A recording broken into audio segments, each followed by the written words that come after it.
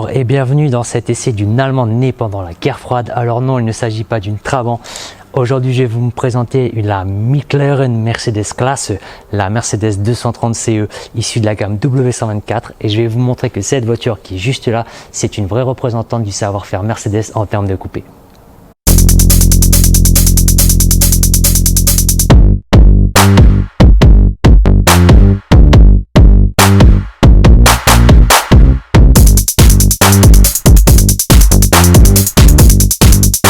McLaren Mercedes Classe E, ou en bon français Mercedes de classe moyenne.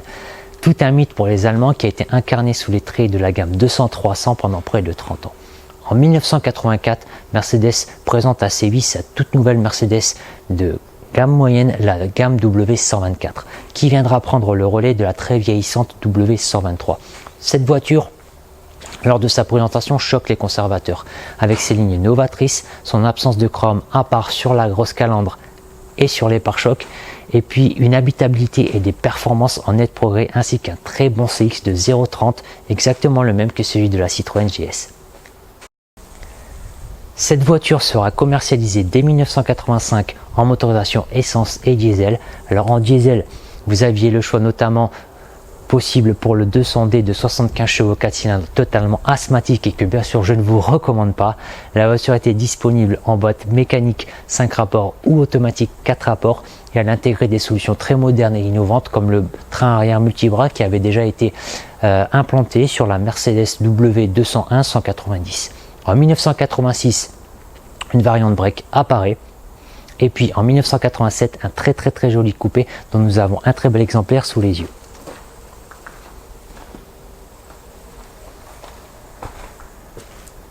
La voiture est disponible dès sa sortie en version 300 CE 3 litres ou en version 230 CE, c'est la version qui nous intéresse aujourd'hui. Alors cette voiture, elle offre des performances pas terribles, je vous l'accorde, avec un 0 à 100 abattu en 10 secondes 6 et 203 km/h en vitesse de pointe. En 1989, premier remodelage dans la gamme W124. La version coupée voit apparaître une version 300 CE 24 soupapes de 220 chevaux beaucoup plus sportive, ainsi qu'un pack Sportline qui permettait d'avoir des roues plus larges, une suspension revue et un volant sport plus petit. En 1991, un très beau cabriolet intègre la gamme W124, cabriolet 4 places.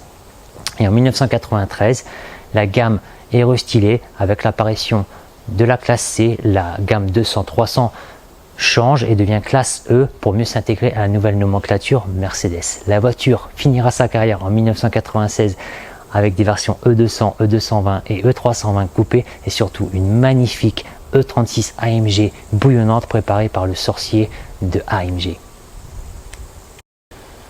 41 000 € à l'époque, c'est le prix qu'il fallait débourser pour pouvoir se payer ce très beau coupé chez Mercedes. Alors oui, c'était cher, surtout que les options étaient nombreuses, mais c'est un peu normal pour une Mercedes.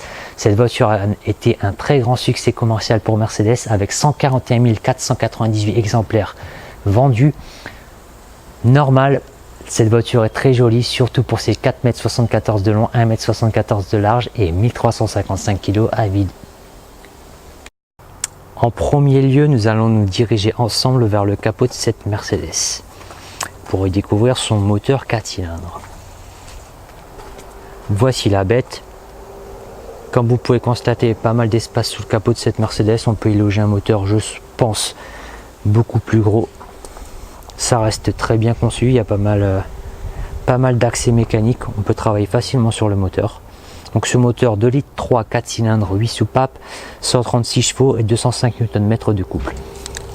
Ce moteur, on le retrouvait déjà sous le capot de la génération précédente, la W123.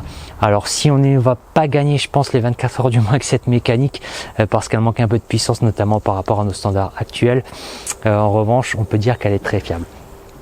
On va écouter ensemble ce que les entrailles germaniques de ce petit 4 cylindres ont à nous offrir.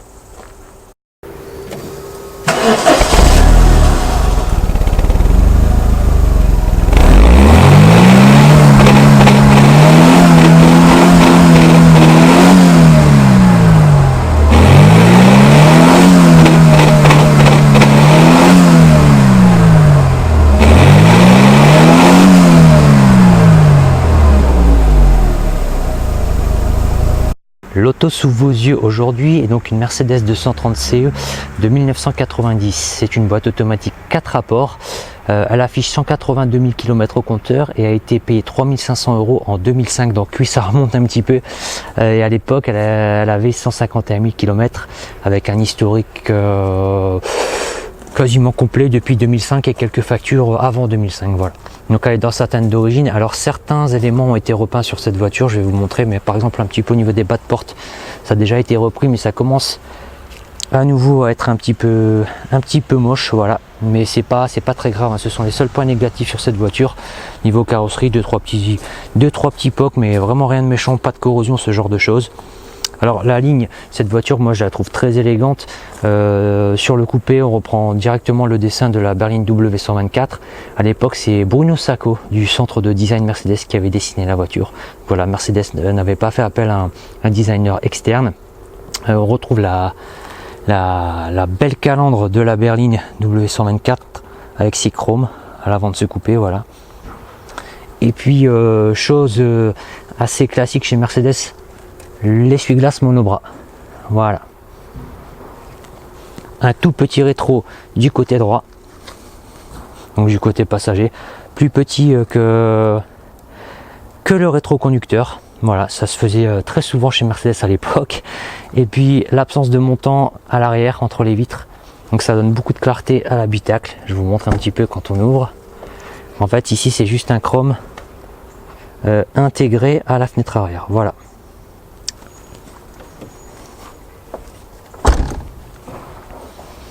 On fait un petit peu le tour de l'auto ensemble. À l'arrière, la petite antenne électrique qui fonctionne encore au bout de 30 ans. Et puis ces jantes que j'aime beaucoup, au design classique chez Mercedes, qu'on retrouve par exemple sur la 190 ou encore parfois sur certains modèles classe SW126 si je ne dis pas de bêtises. Donc en 15 pouces avec des pneus en 195/65 par 15 à l'avant et à l'arrière. C'est une montre d'origine. Disque ventilé, et bien à l'époque on n'avait pas ça là-dessus puisqu'on est sur des disques pleins, que ce soit à l'avant ou à l'arrière. Donc disque plein en 284 mm à l'avant et 258 à l'arrière, donc ça freine très bien, surtout que la voiture n'a pas vocation à être très sportive, surtout en 230 avec les 136 chevaux. Voilà. À l'arrière, un petit peu de chrome également sur le pare-choc. Cette voiture est équipée de son silencieux d'origine. Et puis, comme le veut la tradition, je vais vous montrer le coffre. Alors voilà, pas mal d'espace dans le coffre, de quoi transporter tous vos bagages, tous vos sacs, ce que vous voulez, même un peu de matériel de camping à la rigueur, si vous partez en vacances, mais vraiment un coffre très grand pour un coupé.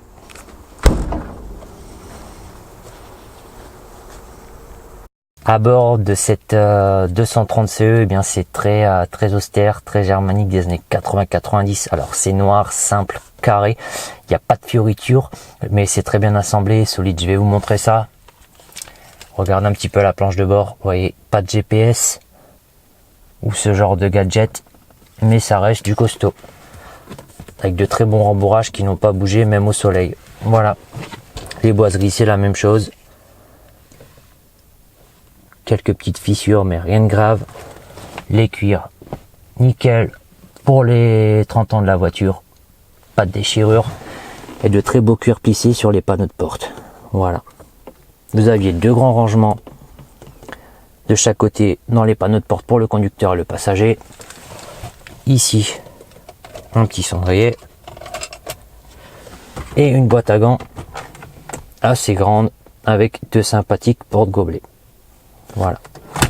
Au niveau des options, alors à l'époque, Mercedes, c'était vraiment pas des voitures très fournies, en tout cas de base. Certains modèles avaient même les vitres manuelles sur la gamme W124. Ici, on a les vitres électriques, mais pas de clim, qui normalement se situerait ici.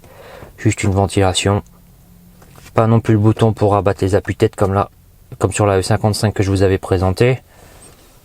Au niveau de la boîte automatique, très simple d'utilisation, on peut pas faire plus simple, un parking, rear, neutral drive, un mode sport, voilà, et un mode éco. Les commandes de vitres électriques. Alors je vais vous montrer un peu le mouvement de la vitre électrique arrière, que je trouve très sympa.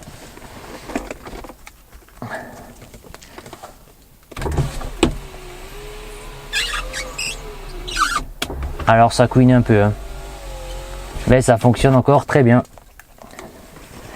Vous aviez également un rétro, j'ai bien dit un seul rétro électrique du côté passager. Alors je pense qu'à l'époque, effectivement, les Allemands n'avaient pas un bras extensible pour atteindre le rétro passager depuis la place du conducteur. Mais par contre, pour le conducteur, rétro manuel. Bon, ça fait un peu radin, je pense. Mercedes aurait peut-être pu mettre deux rétro électriques sur ses voitures. Ça fait un peu bizarre. Alors je sais pas si les moteurs électriques ça coûtait si cher à l'époque pour les rétros, mais c'est un peu bizarre. Voilà. Vous aviez également ici un petit pare-soleil supplémentaire au niveau du rétro, un toit ouvrant électrique qui fonctionne encore nickel. Pour les 30 ans de la voiture, c'est plutôt important de le souligner, ça fonctionne très bien.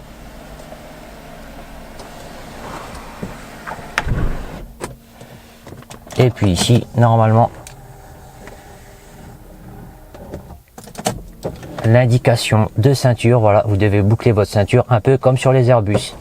Et vous aviez également un moteur électrique qui vous ramène la ceinture. Ça, c'est plutôt sympathique et on voit pas ça sur toutes les voitures. Voilà. Au niveau du compteur, eh bien c'est très simple. Vous aviez par contre 3 indications. Alors je sais pas à quoi ça correspond, vous voyez.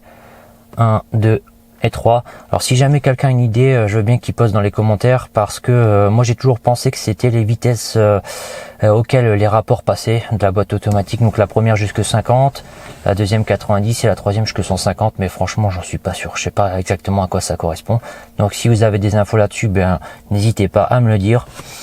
Ici on a un commodo unique comme souvent chez Mercedes, donc clignotant, lave-glace, essuie-glace, et puis un volant assez classique sur les Mercedes des années 80-90, mais qui est très sympa et que j'aime beaucoup, même s'il est un peu grand. Voilà. Pour l'arrière de cette 230 CE, comme vous pouvez le constater, on a 2 sièges séparés. La voiture a vraiment pas mal d'espace à l'arrière, ça reste très correct. On peut loger sans problème, je pense, 2 adultes pour un voyage de manière confortable. Moi, à vrai dire, au pays de l'inspecteur Derek, moi je connais pas de personnes petites. Ils font tous 1m75 minimum, à part peut-être Samy de Alert Cobra, mais les autres ont quand même besoin de place. Donc je pense que c'est pour ça que Mercedes avait prévu un peu d'espace pour les jambes arrière.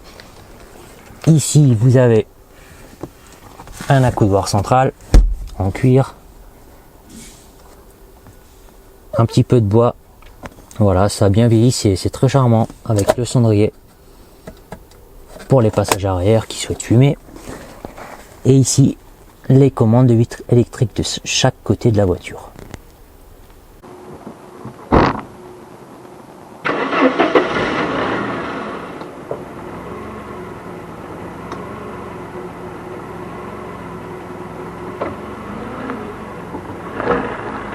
Au volant de cette 230 CE, on va commencer par les points positifs. Alors tout d'abord, le confort est juste royal, elle est très confortable. La tenue de route est très correcte, hein, ça, il n'y a pas de souci là-dessus. Et puis on a des disques de frein assez gros. Donc la voiture freine bien, puisqu'elle est pas vraiment sportive, on n'a pas énormément de puissance, donc ça freine bien. Par contre, la suspension, elle est parfois un peu trop molle, et de ce fait, on a l'impression parfois d'avoir un peu un effet bateau, on a l'impression de conduire un paquebot parfois. Pour le moteur sur cette 230 CE, eh bien sachez que c'est vraiment pas une voiture sportive. Le moteur monte vraiment pas dans les tours, c'est parfois un peu frustrant, notamment pour moi qui aime bien les voitures un peu nerveuses qui prennent des tours.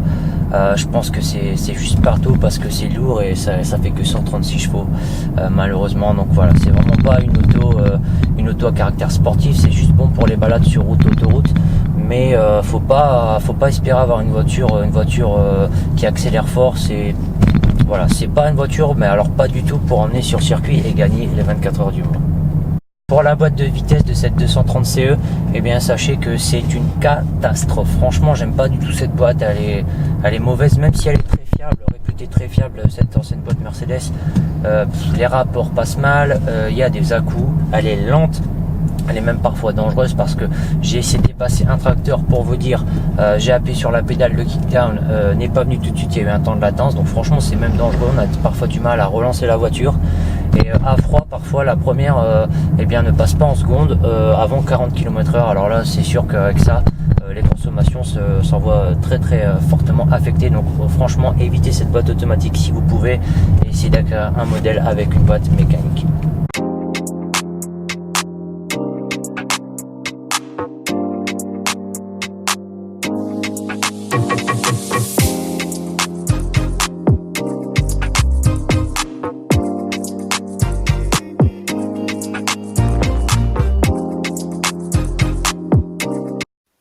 Pour la consommation de cette 230 CE W124, sachez que le bilan est catastrophique en ville. On arrive à 17-18 litres. C'est parce que vraiment la voiture n'est pas assez puissante, elle est trop lourde pour le moteur je pense. Et puis on a une boîte de vitesse qui n'est vraiment pas bonne. Voilà, il faut tout le temps relancer la voiture, appuyer sur la pédale dès qu'on repart du feu, du stop, quand on est au rond-point. Donc voilà, c'est un peu trop à mon goût au niveau de la consommation en ville vu la cylindrée de la voiture. Par contre, sur autoroute, vous serez aux alentours de 10 litres à allure modérée, sur route ou en mixte, 12 litres. Cette 230 CE W124, c'est vraiment pour moi une digne représentante des coupés de chez Mercedes. Pourquoi? Parce qu'elle est bien conçue, solide et elle est très élégante. Alors cette voiture, pour l'instant, eh bien, elle n'est pas cotée sur LVA, j'ai regardé un petit peu. Au niveau des petites annonces, vous avez de nouveau un peu de tout. Moi, je vous conseille de mettre, si vous désirez en acheter une, pour un modèle 230 CE, 4500 €. Si vous préférez un modèle plus puissant, ce que je vous conseille, partez sur une 300 CE, mettez 6000 € pour un bel exemplaire. Si vous tombez vraiment sur un exemplaire exceptionnel de 320 CE ou 300 CE 24 soupapes avec carnet, jusque 7500 €, ça me paraît correct. Privilégiez la boîte mécanique, comme je vous l'ai dit, parce que franchement, la boîte automatique sur cette voiture n'est pas bonne. Voilà, en ce qui concerne l'entretien de cette auto, ça reste assez simple. Mercedes prend encore en charge la voiture normalement. Voilà, donc vous faites le tour des concessions, regardez un petit peu, renseignez-vous. Normalement, votre mécano habituel devrait pouvoir s'occuper de la voiture parce qu'il n'y a pas énormément d'électronique sur ces autos encore. Ça reste simple d'accès et facilement réparable. Voilà.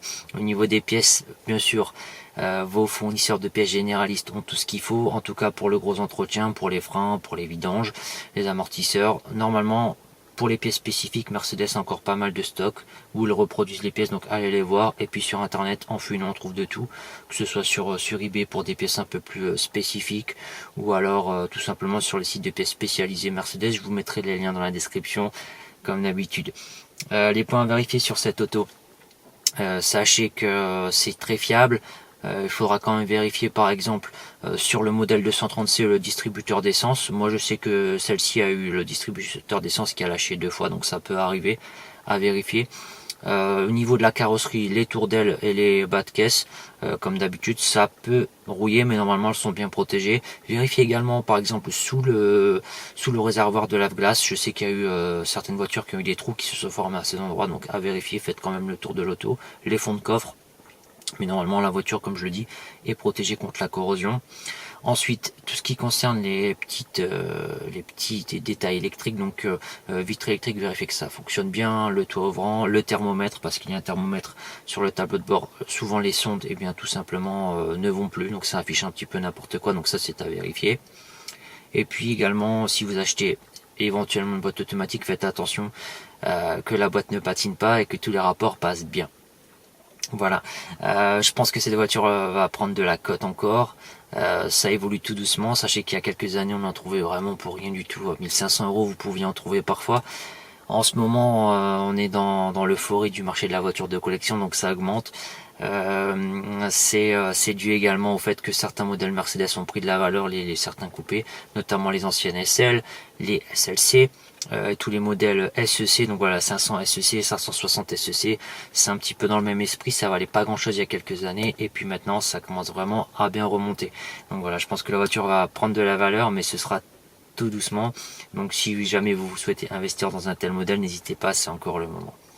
Maintenant on va passer à l'étape suivante de la vidéo, je pense que vous la connaissez, c'est la notation et c'est parti pour ce coupé Mercedes.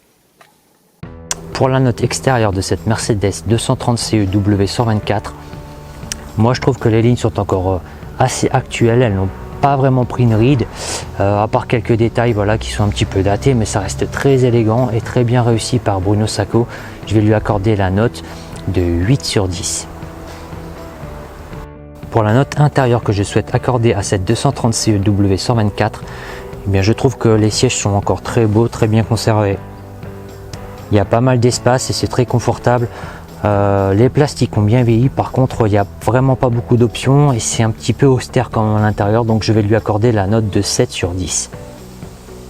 Pour la note du comportement routier de cette 230 CE, eh bien écoutez, je trouve que la voiture elle est très confortable, c'est vraiment le point positif de la voiture, c'est royal à l'intérieur. Par contre, un gros manque de puissance pour le moteur de l'E3. Je pense que la 300 CE 24 soupape n'a rien à voir avec celle-ci. Ça doit être beaucoup plus sportif. Il doit y avoir beaucoup plus d'agréments de conduite, mais celle-ci c'est vraiment pas top. Et surtout la boîte de vitesse que je n'aime pas du tout. Alors je sais que c'est une boîte ancienne, mais alors quand on a goûté à des boîtes un peu plus modernes, si on compare par exemple avec la E55 AMG 10 ans plus tard, ça n'a rien à voir. Donc voilà, boîte de vitesse mauvaise. Je pense que c'était la même que sur la W123, donc trop lente, trop d'à-coups, elle relance pas la voiture comme il faut. Voilà, c'est vraiment ça gomme vraiment le peu de puissance que le moteur a. Donc malheureusement, je vais seulement accorder la note de 5,5 sur 10 à cette 230 CE W124. Ainsi s'achève cet essai de la Mercedes 230 CE. J'espère que la vidéo vous a plu comme mes autres vidéos. On se retrouve bien sûr bientôt pour d'autres essais, pour de bons conseils, des tutos. N'hésitez pas à vous abonner à la chaîne. Franchement, ça me fera plaisir et ça me permet de me soutenir dans mes vidéos. Visitez mon Instagram pour avoir un peu plus de détails sur les autos que j'essaie, pour partager votre passion avec moi tout simplement. Je vous dis à bientôt. Danke.